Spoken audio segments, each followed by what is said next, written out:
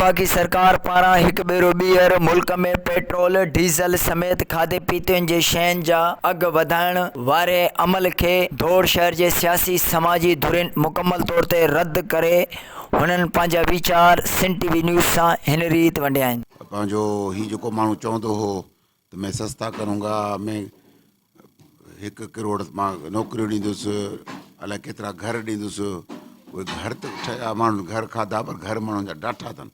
Petrol महंगो थियो, ही वफ़ाक़ हुकूमत जेकी आहे, गवर्नमेंट जेकी आहे, आवाम जे लाइ दुश्मन थी बीठी आहे।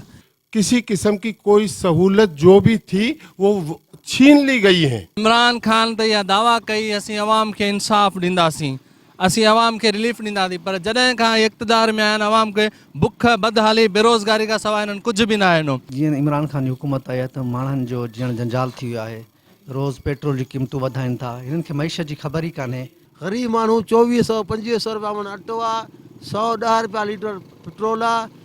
गरीब आवाम काॾे वञे? बसर महांगो, मिर्च महांगो, लूणु महांगो, खंड महांगी, इंसान जे लाइ जीअण जंजाल आहे। मत खंड महांगो, पत्ती महांगो, जेको शइ आहे खाइण पीअण जो महांगो, पेट्रोल महांगो, गरीब माण्हू त अफोर्ड ई नथो करे सघे। कैमरामैन इमरान अली सां गॾु मंज़ूर अली बरोही, सिंध टीवी न्यूज़ दौड़।